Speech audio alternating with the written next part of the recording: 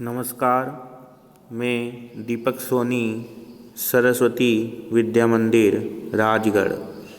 आज हम देखेंगे कक्षा 12वीं पद्यखंड 3 प्रेम और सौंदर्य। घनानंद के पद, इसके कवि है घनानंद। अब हम पद्यांश देखेंगे। आपू ही तो मन हेरी हसे, तिरछे करी नेननी नेह चाऊ में। हाई दई सुविसारी दई सुदी, केसी कहे सो कहो कित जाऊ में।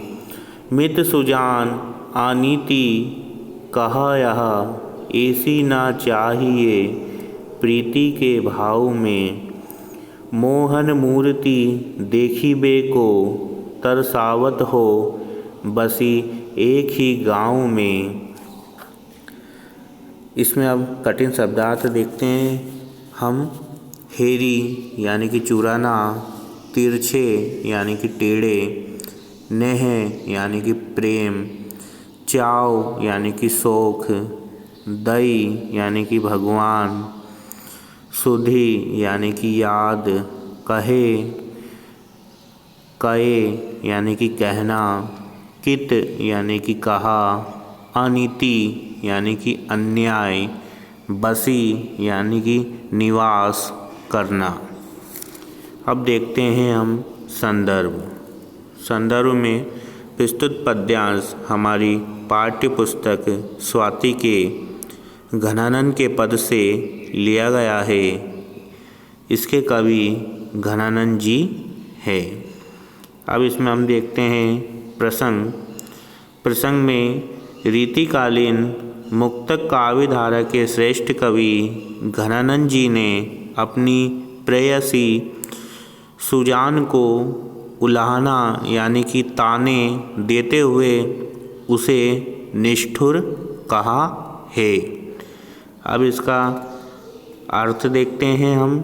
एक पंक्ति देखेंगे, उसका अर्थ देखेंगे। आपू ही तो मन हेरी हसे,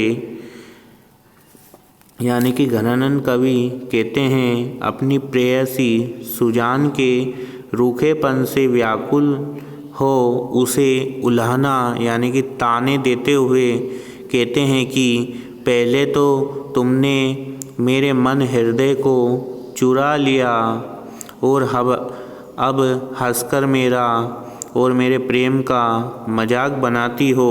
तिरछे करी नैननी नेह चाऊ में, तिरछे करी नैननी नेह चाऊ में। तुम अपने नेत्रों को टेढ़ा करके तथा प्रेम का बलिदान न करके उसे अस्वीकार करती हो।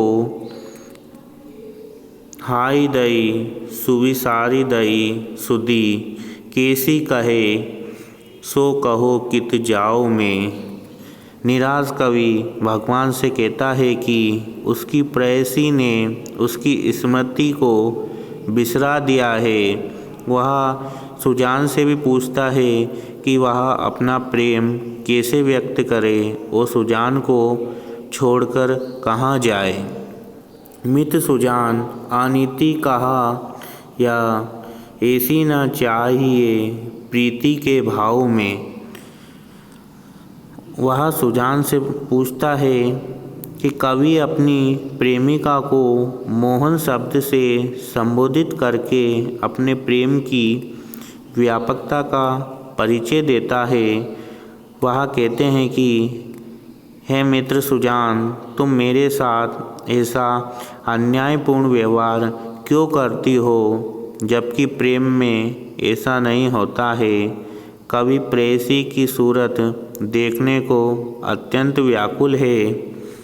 मोहन मूर्ति देखिबे को, तरसावत हो बसी एक ही गाँव में। कवि अपनी प्रेयसी की सूरत देखने को अत्यंत व्याकुल है तथा उससे मिलने की इच्छा उनके मन में और बलवती हो उठती है।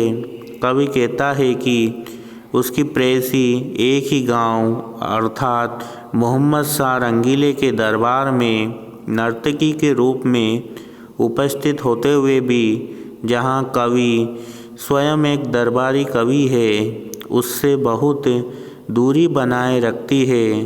प्रेयसी सुजान की यही निष्ठुरता कवि के लिए असहनीय है। अब इसका देखते हैं हम काव्य सौंदर्य। काव्य सौंदर्य में ब्रज भाषा का प्रयोग किया है, श्रृंगार रस का प्रयोग किया है, एक ही वर्ण बार बार आ रहा है, अनुप्रास अलंकार का प्रयोग किया है। उसके बाद यहाँ मोहन शब्द भगवान कृष्ण व सुजान दोनों के लिए उपयोगी किया गया है।